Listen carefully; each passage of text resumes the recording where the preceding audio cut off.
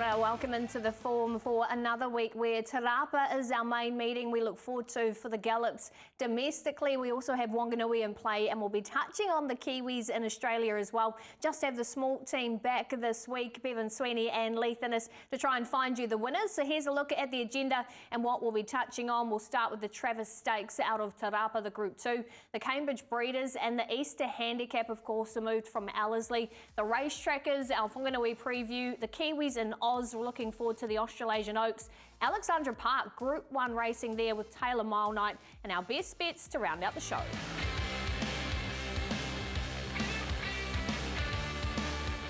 It is Travis Stakes Day at Te Rapa this weekend, and Leith, they call you the Rain Man. What's the weather and track doing? Yeah, I think it's going to be a nice fine day there on Saturday. Probably a bit of a high of 17 Thursday, Friday, and maybe just a little bit of rain on Friday, roughly about 4 mils coming maybe. The rail's in the true position, so it should be a fair day's racing. Looking forward to it. Let's take a look at the feature. It is the Travis Stakes. Really good field for this, headed by Apostrophe at the top of the market. Gosh, she's short, $1.75. Then you have Val Desoldo at $5.50, Contribute at $8, and St. Alice at $8.50. That's a look at what they're paying. Let's take you back to the form, and we'll start with Apostrophe. Bevan, what did you make of her run here? Oh, she was simply outstanding this day, and hard to see any of the horses that were her opponents on this occasion actually turning the tables. She took a little while to wind up, but once she got through the gap, she really let down very, very strongly. Look, she doesn't have a lot left in her racing career, Leith, so they're really trying to kick a few goals late before she goes to be a broodmare, and it's hard to see her not being very, very competitive on Saturday. Yeah, she's a little bit short of $1.75, but like you said, coming out of that race, Val Desoldo was a little bit unlucky. She's a 6-year-old mare, and she's just starting to come right. She showed a good turn of foot there at Wellington. She ran the fastest sectionals as well. So, look, she's in top form, and big roomy track at Te Rapa, the rail and true. It's really going to suit her. I'm a big fan of Contribute. At Otaki, I think things just went a little bit wrong with the rain that fell, and back to 1,600 metres, and the stablemate just rolls out across the front of Craig's on Contribute, and the winner is coming further to the outside and just had to roll back. I don't think it was going good enough to win, but I think it'll love the step back up to the further trip. It was unlucky 2 starts ago, Leith, and look, you couldn't count her out. She does have good quality. No, she probably should have been probably a length and a half closer. Look, I'm not saying she would have won, but I think back to that sort of soft 5 track's going to really suit her. Coming off that heavy track, she's going to be super fit, and like you said, Robbie's horses really hold their form this time of the year.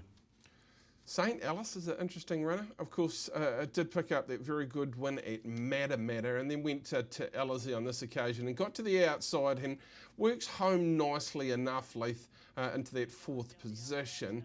I don't think this horse has a massive amount of pickup, but it is a true staying horse who'll run out the 2,000 metres really strongly if it can position up in a nice spot from a good gate on Saturday.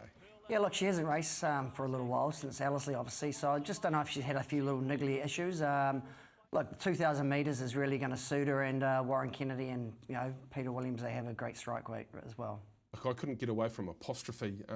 Each way I sort of rolled the dice here. I do agree with Leith that the $1.75 is getting a little bit squeaky. This is dramatic, it's got a fair bit of quality. You've seen St. Alice, you've seen Contribute, and I really do like a little bit of each way in this race around Nancy. She wrote at 16 and 360. I think this horse really does have the ability to make it with a little bit more time, but as far as a winning top selection, I think Apostrophe to go back to back and just further enhance her broodmare career. Yeah, I'm with you as well, Bevan. Like you said, $1.75 is a little bit short.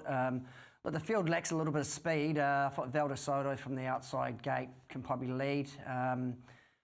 Look, Massa knows the mare not good now, and look, her soft track form's really good. She's won 4 times from 6 starts and 2 placings, so she's going to strike very fit horse on Saturday. She looks the one to beat. The guys are with Apostrophe, your short favourite in the Group 2 Travis Stakes, as we don't forget too about the bonus back opportunities with the TAB on Saturday. We have the 4 meetings in play: Te Rapa, Whanganui, Rosal and Caulfield, and that is across the first 4 races. So get involved and make sure you tune into the action.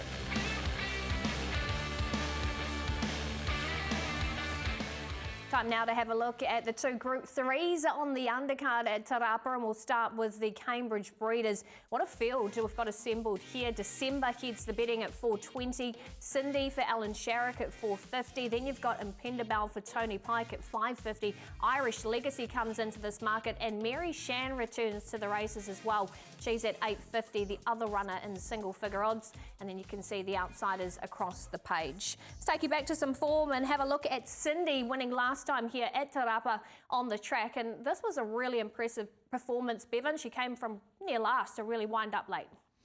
Well, she probably had blotted her copybook at her previous start, then went to Te Rapa and maybe just got a track condition that really suited her, but she unleashed. And again, it's the same as the previous with Apostrophe. It really is difficult to see any of the horses that she beat on this occasion, Leith, turning the tables on her. Looks as though she's going really well, big, strong, bold, galloping action, and she was dominant late here at the line. Yeah, she was. A little bit interesting that Craig Grills has got offered to ride Mary Shan. He has previously ridden her 8 times before, so yeah, the draws would have come out. Mary Shan's drawn 15, so I don't think Craig would have been feeling that great. But look, Cindy's, look, she obviously raced at Wellington over 1,400 metres, and she looked a little bit disappointing. She's came back and she was very good at Te Rapa. She ran the fastest 800, 600, 400 and 200 metre sectionals. So look, if she can just behave like she did at Te Rapa, she has got a few tricks around at the gates, but she certainly does look the one they will have to beat. Before we move on, how would that discussion, you know Alan well and ridden a lot for him, how did that discussion go on getting off Cindy? It would have been interesting. It would have been very interesting, I'm picking. Michael Coleman does Craig Grills' rides, and I'm pretty sure I could hear Alan screaming on whatever day it was that Michael said he was riding Mary Shan. But look, Mary Shan's very good. She's fresh up over 1,200 metres, and like I said, Craig has ridden her in the last 8 starts. Just 1,200 metres might be a little bit short. Let's have a look at Bedtime Story. Geriatrics is here, and one I really like, Irish Legacy. I don't think she copped the track an ounce, Irish Legacy here, but Bedtime Story was a winner with the blinkers on prior to this at Otaki, and gee, they sort of went before acceptances here on Bedtime Story, and she just gets run down the last little bit, but I'm very forgiving of Irish Legacy. Look, her manners may eventually not allow her to reach the mark that I think she can make. I think if the track gets even better there at Te Rapa, that should suit her. I think the tempo, if it's strong, should allow her to get into the race. I can't get past the run at Ellerslie, which I thought really stamped Irish Legacy as a star in the making, if she can just work it all out in her mind. But look, Bedtime Story there is certainly going well enough to be a competitor. Yeah, I think the best thing about Bedtime Story, like you said, they might have just pushed the button a little bit early at Wellington last start. Back to 1,200 metres is really going to suit her. And like you said, Irish Legacy, look, you go back to 2 starts ago when she was at Ellerslie, she was desperately unlucky. And back to Te Rapa, 500 metres if they go hard, she's definitely going to be hitting the line late. I'm going to go with Irish Legacy. I've just got that sneaking suspicion that she's right up there in her potential as one of the best around, but look, her manners are a big concern. You've all heard the stories around her being in and out of the stable, trying to settle her down and allow her to actually work the whole thing out. She got a little bit stirred up at Trentham, was a bit awkward to load away, and then she was a little bit awkward in the run, and then I don't think she let down on those track conditions. So she has to do things right, but if she does things right, she's my top selection of the race, Irish Legacy. Yeah, look, it's a very strong field, as we all know. Like Impendabell, she's drawn barrier 1, she comes in fresh, she's going to be hard to beat as well. I just want the fitness. Cindy last start, look, she had the liking to Te Rapa track. She's going to meet that same sort of surface, probably a little bit better this week. And look, obviously Sam's Weatherly's having his first ride on the filly, but I think she's the one just in front of Impendabell and Irish Legacy. It's a great field, and that's what the guys are liking in it. As we move on to the relocated Group 3 Manco Easter Handicap, where Snazzy Tavic heads the betting again this week at $4.80. Then you've got Rudyard at $6, Devastate at that quote, and Chattahoochee just moving out to the $6.50 from Provence and Tav Attack. And of course, we see a runner like Just Ask Me in the nominations this week. Let's have a look again at ones we want to highlight. We had a look at Rudyard last time, Bevan, where he wins really nicely here. What do you think about him moving to Te Rapa? Well, I can't really change my mind from what we talked about last week, but technically he's probably going to be in a more forward position than St Bathans, who I think is a major player in the race. This race has changed quite a bit with Just Ask Me now being nominated in the race, but he's a tough fella, this Rudyard, and when I went back through the ratings, he probably rates to win the race. And I love the way he found again when those horses came to his outside. But I was caught by St Bethans back on the inside. I think he can hold a decent sort of position from the draw. But those three horses are all going really well. So they're interesting runners in the race, Lee. Yeah, certainly with just asked me in the race now, sort of compresses the rate for Tavi Attack. So good planning by Mr Sherrick. But yeah, Rudyard, look, he's had one start at the track at Te Rapa for a win as well. So Sam knows this horse well, and 53 kilos, a big plus for him. Chattahoochee. I think this is your speed match special if you want to find the right one who is going very, very nicely as well, because I think this also get across, and if it finds the spot that it sort of looks as though it'll be getting in the run, it should be very tough to beat because it can really kick strongly. It's probably been a little bit underrated, always spoken highly of by Debbie Sweeney, but just looks to be the speed map special, and it doesn't sit down on its runs. Better track conditions, it will be interesting, but it's certainly a tough competitor and will sit in the right spot, Lee. Look, Chattahoochee was drawn barrier 1 last week at Ellerslie and comes up with barrier 4 this week, so it's pretty much the same. See, Matt Cameron's going to really suit this horse, 53 kilos. I think he'll be probably just in behind the speed. I know Opie Bottom's won on this horse twice before, and he really rates this horse. He reckons it's got, you know, it can win a really good race over sort of a Livermore or something like that. So he's rating it that highly. I think, the Easter handicap, Brian Black, won it with Carson's Cash many moons ago. I think they'll be going close on this week. I'm not going to change from last week. I didn't think that'd be right. Albeit the better track conditions, maybe a slight race. Bethans has that sort of in and out record, can be very good on top of the ground and does go really well when it is rain affected. But I still like its chances on what I saw last time. I can't believe really with its record overall when you go back through what it's done in its past. That it's quite out there at the $11 mark on the back of what I thought was a very good run last time. So I'm going to tip you a little bit of each way in the Easter. I'm going to stick with some Bethans on top for night. Yeah, I've got a little bit of respect for Tavi Attack.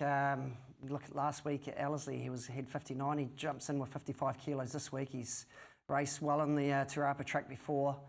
But I just think Chattahoochee, 53 kilos, barrier 4, Matt Cameron on, a few pluses for me. That's what the guys like in the 2 Group 3 features, and they will run through the guaranteed quaddies as well with the TAB. So see if you can take this money, $50,000 on offer on Saturday at Te Rapa, races 6 to 9, and at Whanganui as well, $30,000 on offer, races 5 to 8. Catch all the action, trackside 1, the first race from Te Rapa, 11:55.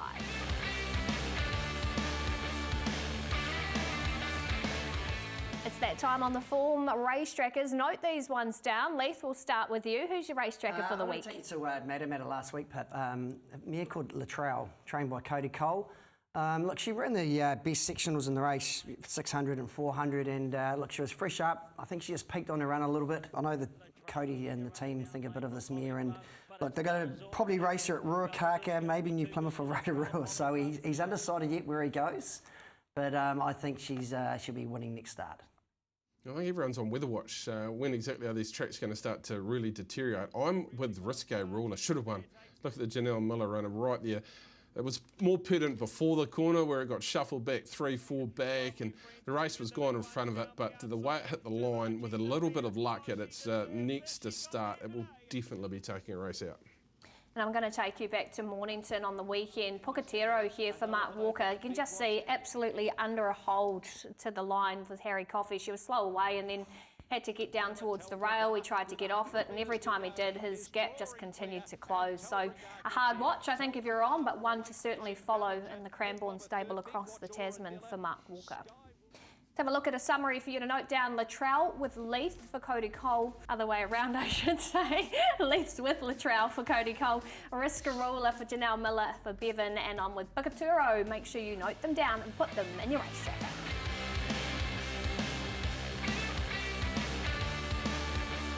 Time to have a look at the Whanganui. It's the other domestic meeting on the day. It's in your area, Bevan. So what are our weather and track conditions looking like there?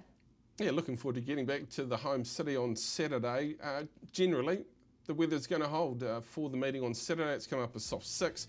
There is a possibility of a shower or two, but in general, we look as though we're going to possibly run on an improving track condition. It's a soft 6, and being a sandy base, any sort of rain does dissipate pretty quickly there at Whanganui anyway. So looking forward to the day. Nice 8-race program there.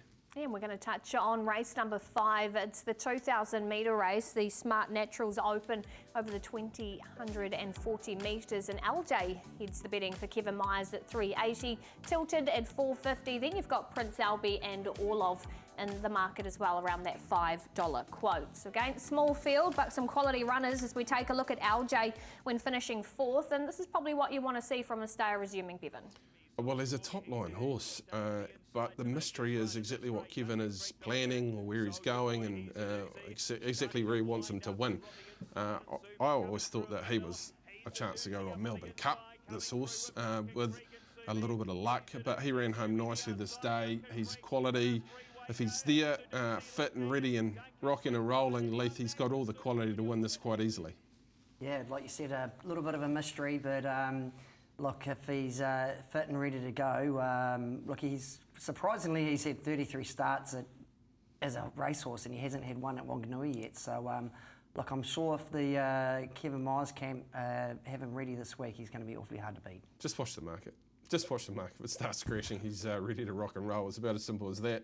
But hard to know, really. And where he's heading is interesting. Maybe he's up for a trip across the ditch to a cup somewhere. I'm not 100% sure. Titled. Horses come of age, clearly come of age in recent times. This is a good effort. Personally, I just think things went horribly wrong for Prince Albie. He might have swallowed a clod of dirt as well, but he's come to the outside, and clearly you can see it's rain affected, and Testify Me just sat on speed and kicked strongly as we saw at Trentham. So back markers were in a race of their own back there. They were just never going to get into it, and I did like the way he actually found the line late. I think slightly better track conditions will be an assist to him. He's been away from home for a period now, and he might have just settled in that little bit better here in the north. I think he's based out of Otaki. He's a quality horse. I've always thought a lot of him. So Titled's a major chance, but I think Prince Albie is as well, Leith. Yeah, Titled's obviously he's had 10 seconds. He's a 5-year-old gelding now, and look, I just think he's ready to win. He's well weighted, at least all press on. It's going to be interesting. I'll be taking Quinellas around that sort of LJ and Titled, I think. It's certainly an interesting race. Oh, look, I'm going to go with the South Islander. Now, I know Kevin was pretty keen the other day at Otaki, and the race for me just didn't pan out tempo-wise, and maybe the track conditions didn't suit him 100%. I mean, these rained on tracks, you either get them or you don't. And I thought he performed with a fair bit of credit. He got back on a slow tempo, they sat and sprint, and he got to the line nicely. He's always been rated very highly by Kelvin Toller, so I'm happy to give Prince Albie another chance. He certainly does have the ability to come up north again in next summer and be very competitive in a Wellington Cup, possibly. What about you, Leith? Yeah, horses for courses for me. At Whanganui, Titled. Look, he's had 2 starts there for a win in the second. Gets in nicely at the weights at 54 kilos, and he's been knocking on the door. I think he's ready for a win this week. That's a look at the 2,000 metre race. Now we're going to have a look at the sprint, the Open 1200. It is race number 2 on the program. We Will Rock heads the betting at 270, Bowl Bell at 4.5. Then you've got Beep Beep at 6.50 and Rocker Baby at $8. Again, let's go back to some form. We'll have a look at We Will Rock, finishes second in the Napier Sprint here. Bevan, great form considering I'm Wonderful Tonight is running in a Group 1 this weekend. Yeah, look, he's well beaten this day. By I'm Wonderful Tonight. There's no real disgrace in that. My one concern is he seems to still just hang a fraction and not really power up, but look, he gets deeper into his preparation. I love the fact that Joe Riddell goes back on, and he was the winner on this horse, second up at Hastings last preparation. He's got to carry a little bit of pudding, clearly on Saturday with the 60, but from the one gate you can see him leading at Whanganui. I thought when we spoke on the form a few weeks ago, he'd win one of his next 2 starts, so I'm hoping it's this one because it's his second start since then. And he was a good second in a nice race last time. Look, they're looking to go back to Australia, so if they're looking to do that, he should be winning this race on Saturday. Yeah, look, he over-raced a little bit last start too early. They were trying to get out into that better part of the track at Otaki. I think if race 2 at Whanganui, if the track plays fair, barrier 1, Jonathan back on, he knows this horse pretty well, so You know, third time up, he should be ready to go this week. It'll be expensive for me if We Will Rock doesn't win third up this preparation. Been on him twice. We'll go one more time with We Will Rock, but I think the camp's pretty confident that he's getting close to his peak. And Guy said to us at Wellington that he is an improved horse from last season. Well, an improved horse on last season will be winning on Saturday. Yeah, I have a little bit of respect for Rocker Baby. She's won twice at Whanganui from 4 starts, but We Will Rock, I think from barrier 1, Jonathan's going to give him more chance. And Grant's in the camp with We Will Rock, and that concludes our look at Whanganui. Make sure you tune into the action trackside 1 on Saturday.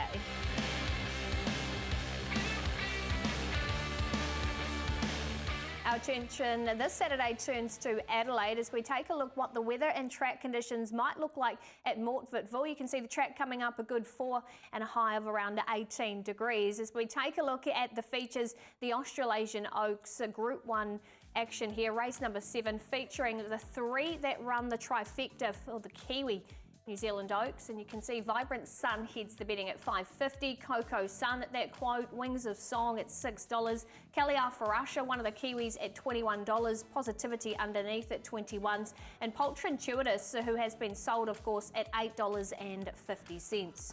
Let's take a look at the Australian contenders first, and Wings of Song here, Bevan, continued on its winning way. Well, what a record. This horse is gathering for Patrick Payne. Has won its last 5 in a row. The Tas Guineas, the 1000 Guineas, won the Tasmanian Oaks at Launceston, and won the Aurora here. And it's a pretty picture. Just cantered up to them and put them away in a couple of nice bounds, and really showed a fair bit of stretch. It will be running at a trip really well. This horse, the 2,000 metres on Saturday, coming off an 1,800 metre trip and a winner over 2,100 metre leaf that looks absolutely perfect for this horse. It certainly does.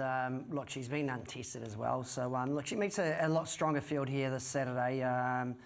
Look, not many locals in the field. There's only one Adelaide trained horse in the race. So, you know, Sydney and Melbourne have a strong hand in the race. Let's go back to our Oaks. I think the form's standing up, and I think there's a little disrespect in the market, particularly about one. I couldn't believe it when I looked up, and Positivity was at 31 at one stage, and Carliel Farasha was at a much shorter code. I just couldn't work that out. But look, the horse has changed stable, so they'll be learning about Pulchitudinous.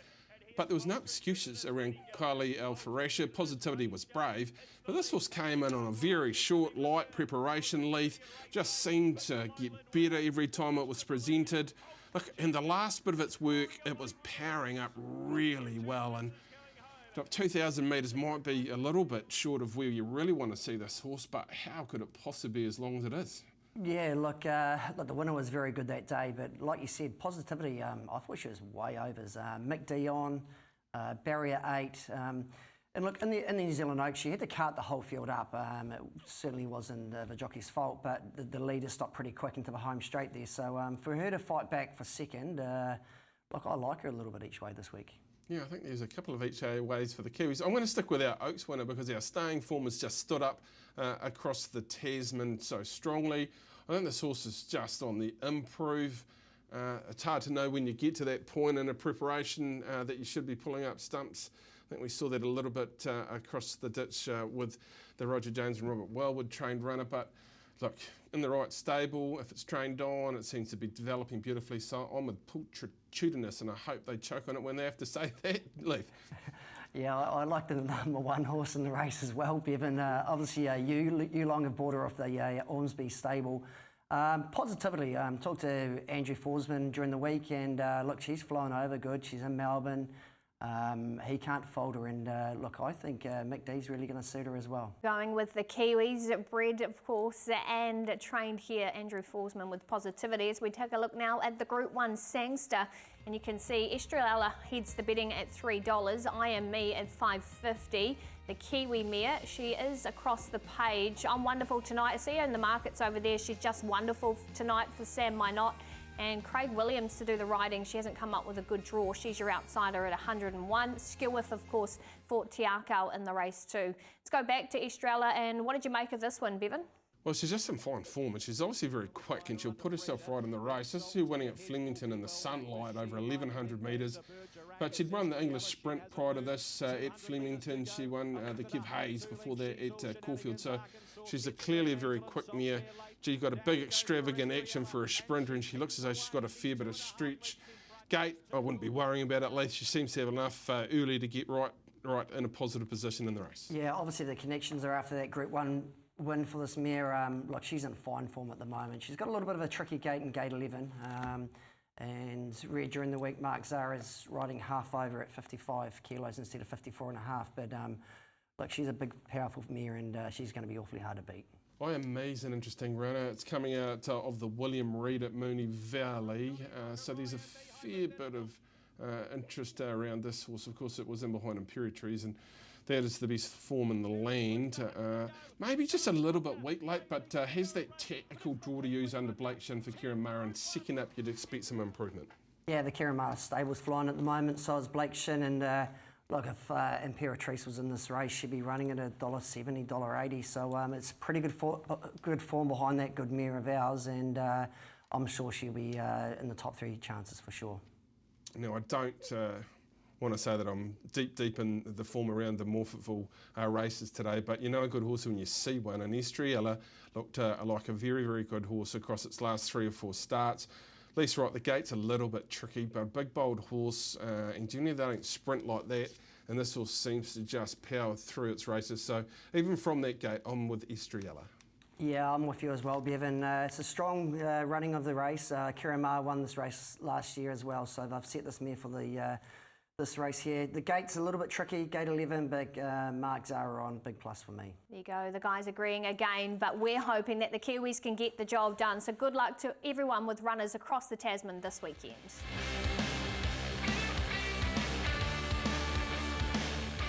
Well, the big guns are back in action at Alexandra Park on Friday night for the Group 1 Taylor Mile, as we take a look at what weather and track conditions we can expect on Friday. Looks like it's going to be a high of 20 degrees, a low of 11. There are showers, but they look to be easing by the evening, so that's a positive tick there. For what is going to be a great meeting, as I say hello to you, Craig Thompson. Cannot wait for this and the battle again from the Race by Grins. Yeah, thanks, Philippa. It's going to be a massive night on Friday night. $110,000 for the Group 1. Of course, it's over the sprint for 1,600 metres. Predominantly, you've had to be on the speed to win this race, and saying that Akuta came from second last at the 800 last year to win. This is how they'll line up from the 1609 start point and what they're paying. So Merlin is $380. He's on from $550, which I thought was a really fair price for him. I know he's drawn 1 the second row, but Republican Party can leave the gate. Don't Stop Dreaming, $4. 3 the second row, not an ideal draw. Speak the Truth, I thought he was too short. They put up the same price as Merlin at $550. I think he'll get out to closer to $8 come race time. Self Assured, $7, good draw. And the horse that could beat them all off the gate here, as sooner the better, $7. Of course, he led up in the mile Prelude prior to the big one, the $1 million race a fortnight ago. Let's go back and have a look at that race. Taken out by Merlin, had to come from the 1-1, sped off the gate early. Sat Park got cover. Don't Stop Dreaming in front. Have a look at the run from Better Eclipse back in the field on the back of Old Town Road. He was very good. Just to give an idea how quick they went, I got his last mile 154 home in 55.1. He got nothing. Ended up running 5th, and he's hindered by a bad draw again, but he's racing well. Can Go poking up the inside. Old Town Road, who unfortunately came out last night, and you see Sooner the Better there, and Barry Purdon, Scott Phelan's colours, after starting from the second row draw, running on to run 7th. Looking at the way the race may run, I think Republican Party might hold up early from barrier 1. That'll give Merlin a chance to get through, possibly trail at worst 3 back on the fence. I do think the $550 was a little bit of overs. I think he's got to his right price at $4 now, and I do think he's the horse to beat, even if he has to be driven for luck, because he's not a one-trick pony. He's been winning from in front, parked, 1-1, back in the field. I think he's very versatile as Merlin, so I'm willing to take the play on him at $4. The other race on the night that's a feature is the Group 2 Lyell Creek. Of course, this horse, Lyell Creek, a champion trotter, won this race 24 years ago. Let's have a look at the market. It's headed up by another champion of his era in Just Believe It, $1.25. Inter-Dominion winner. Of course, won the $600,000 trot race at Cambridge fortnight ago. Dominant performance winning there. $5 for Oscar Bonavini. He's got the draw to go forward, and then you're getting out to the Rowe Cup winner and Love in the Port, who's close to double-figure odds. Let's go back and relive that $600,000 race from Cambridge a fortnight ago. And in front at this stage is Call Me the Breeze. Outside him is the two-time Inter-Dominion champ in Just Believe. Just in behind them, ducking to the inside, we've got Queen Elida. On the outside, RC Phoenix, and Oscar's trying to poke through the middle here. This was an outstanding performance. They went 240 overall. For trotters, they run home in 55 seconds, and if you're backing Just Believe, he did it the tough way. Now, you've got to remember, this week, second, third, fourth are not here this week. So the 3 Australians have gone home. He stayed here. Oscar Bonavena ran 6, but beaten about 4 lengths. I think it's his race to lose. He's a true champion. The only concern I've got is going right-handed, but $1.25, if he gets to the front, I think he's obviously the one to beat. I think Oscar Bonavena picks himself to get across and trail, so he looks the logical Quinella. But Just Believe, Philippa, looks the standout bet for the feature trot, the Lyell Creek. Don't forget, Nicole Sims and myself will take you through the action from 5 o'clock. We'll catch up with the trainers, get you all the action leading into the big one, the Taylor Mile.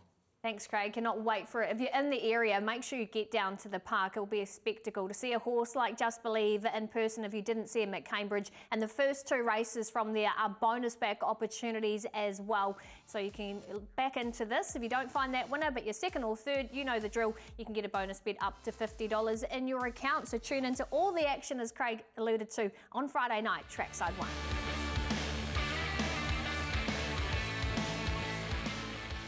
Time for our best bets, and as usual, Leith, you're up first. Who have you liked this week? I've been waiting for this filly for a long time, but Sister Kayani, the Andrew Scott, Lance O'Sullivan trained mare. This is a Group 1 horse in the waiting, I think. She's got a little bit of a tricky gate 9, but she is all class, this mare, and she's $1.90, is a little bit short first start as a 2-year-old, but I think I've been waiting for a while and it'll be worth the wait this week. I'm taking you to a horse that runs on Saturday in Princess Alley. At its most recent start, Lily tried to come up the inside and almost went over the rail. She almost fell off. It actually picked herself up to run 4th at its fresh up run. Lily's back aboard. It's drawn 7 at Whanganui. I think with a little bit of luck it's winning. The money is disappearing, so get on quick. It's 3.50 into 2.7.